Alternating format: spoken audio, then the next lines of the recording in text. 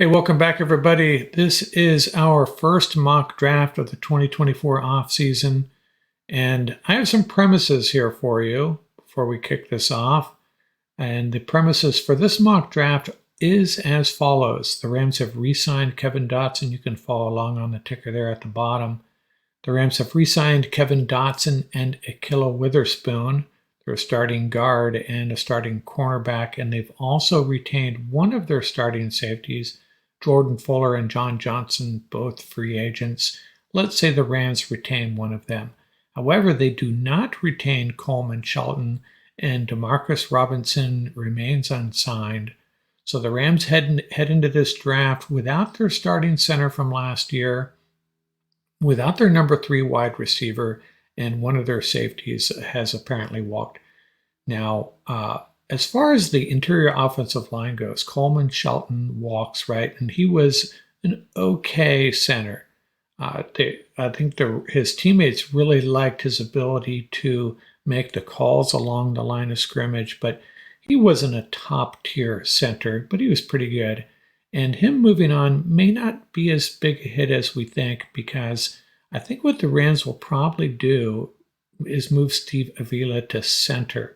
Now, they could go out and draft a center, but Avila can take over that job pretty easily, I think. I think it'd be a pretty smooth transition because he played center at TCU and played a lot of snaps at center. So they know he can take over that job, and that may have been the Rams' plan all along. So let's make that a secondary premise here, is that Steve Avila has moved over to center, and that leaves the Rams going into this draft with an offensive line that looks something like a Lyric Jackson. They have an opening at left guard. Could be Joseph Nopum. They got the center, Steve Avila, the right guard, Kevin Dotson, and the senior statesman, Rob Havenstein. A lot of flexibility along that offensive line still, because they got Brian Allen. They have Logan Bress. Is he a reclamation project still? Is there any hope for him? And, Joseph Nopum, Brian Allen, both of them, they can get plugged in. Nopum could play almost anywhere along that offensive line except center. Brian Allen, he's pretty much a center, though. But I think the Rams, both of those guys are cut candidates, to be honest with you. So the Rams have some issues, some things to address along the offensive line. They still need another cornerback, in my opinion. They need another safety, and they need a number 3 wide receiver, Cooper Kupp. Let's face it, he's injury prone. Tutu Atwell would be elevated to the number 3. We'd be okay there, but this offense needs, we need a number 1 or 2 wide receiver, depending on where you put Puka, right? Is Puka the number 1 at this point? I guess so. If Cooper Kupp is our number 2 receiver, we're in great shape as long as he's healthy. But our number 3 spot, some questions there. It's a little messy right now at the wide receiver position, to be quite honest. Not a lot of depth there. And even Puka, he gets banged up a lot because of his style of play. So ferocious, maybe we need to encourage him to start running out of bounds. So anyways, going into this draft, we love to have a left tackle, love to have another really good offensive lineman, interior offensive lineman, another wide receiver. We need to improve the cornerback group and maybe the safety group as well, and our defensive line. After Aaron Donald and Kobe Turner, what do we have exactly? A lot of question marks, really. Bobby Brown, he's a guy, does a decent job at times, but he's no game changer. And Aaron Donald getting on in years there. So, and I have in past years pushed back against this narrative about the Rams needing to draft offensive linemen. But after what we saw last year, how well this offense performed when we got that offensive line nailed, it's not a top 5 offensive line, but it was a pretty darn good offensive line, and we need to make sure it stays that way or even improve it, because the sky's the limit with this offense, with Sean McVay making the play calls and the right guys in the skill positions, Matthew Stafford gunslinging it. So I'm going to have an eye on making sure this offensive line is really good by the time I'm done this draft. And I'm just doing 3 picks here. The problem with the mock draft database that we use here is they have not awarded the comp pick that will be awarded for Raheem Morris leaving for Atlanta. We'll get 1 this year and 1 next year. So I'm leaving it at 3 picks, and mocking past the 3 picks is pretty steep challenge to get anything close to accurate. So this is an experiment. This is a science experiment, and we'll get this kicked off here. You got to keep an eye on what I try to do here is if I pick an offensive tackle with that 19th pick, and then I look and see what offensive lineman, I'm going to reject a bunch of trades here, what offensive lineman might have been there in the 2nd round. Should I have gone cornerback with that first pick? And vice versa. If I go cornerback, then I look at that 52 pick when I'm picking there, what cornerbacks were left. And that's what you gain from this. If I'm pretending to be Les Snead for a day, that's what I'm doing. I'm picking at 19th, and you notice I didn't mention edge as a Rams need. And I think it is need, but I think that's one of the places they're going to go in free agency.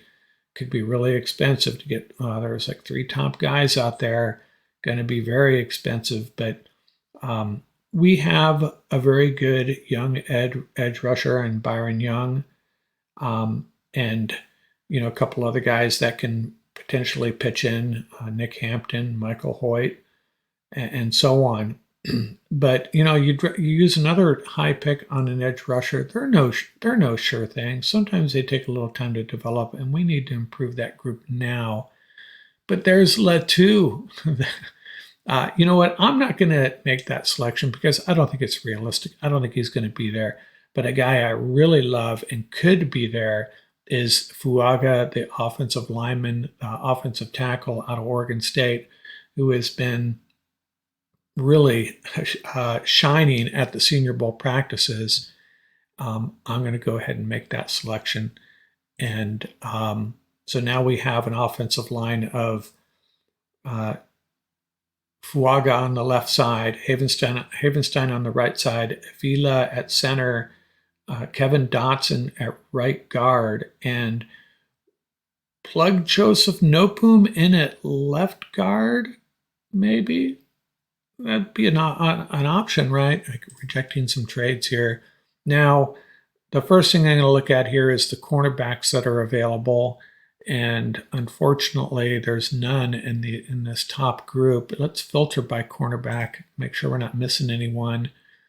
And haven't done a deep dive on a lot of these guys, but I know Chris Abram-Drain would be a good fit for the Rams. It's a little bit of a reach at 72.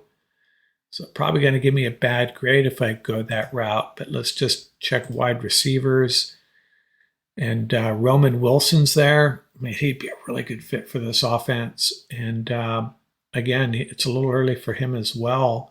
Unfortunately, most of these guys that are available, you got a defensive lineman and several defensive linemen that would make sense at this spot. And, that's what I'm going to do. I don't want to, if I'm using these rankings, I'm going to go by these rankings, right? That's what I got to do. I could be pulling in a bunch of different player prospect rankings and picking the one that matches my thought process for the day. I'm going to use their rankings for the most part, and I'm going to go ahead and draft Sweat. I know my buddy Scott Richmond, who joins us once in a while to talk about college prospects, he's going to love that pick.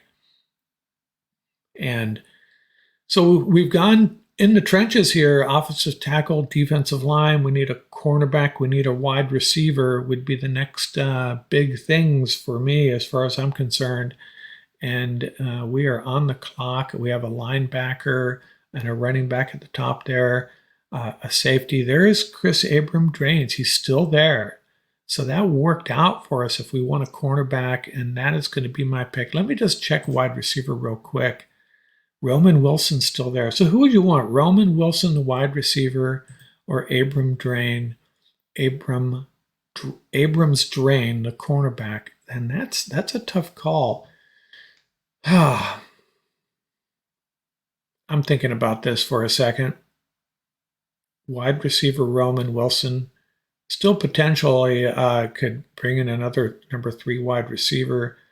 Can we fill that cornerback spot? I mean, right now we're rolling with, we got Witherspoon, basically got the same guys we had as last year, Durant, Kendrick, and Witherspoon. My premise there, we've brought Witherspoon back.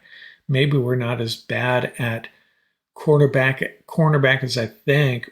Trey Tomlinson too, as well. You know what? I'm going to draft the wide receiver, and you know, hey, maybe it's the wrong move. Yeah, but you understand the dilemma that these guys have in the draft room. They probably have a wide receivers coach and um, you probably have a wide receivers coach and a defensive backs coach. You know, they're sitting there arguing. One of them ready to jump in a swimming pool. Remember that debacle? But anyways, there are my 3 picks: offensive tackle, defensive line, and wide receiver. Didn't hit cornerback yet, but we have a pick coming up at the end of the 3rd round. We can get our cornerback.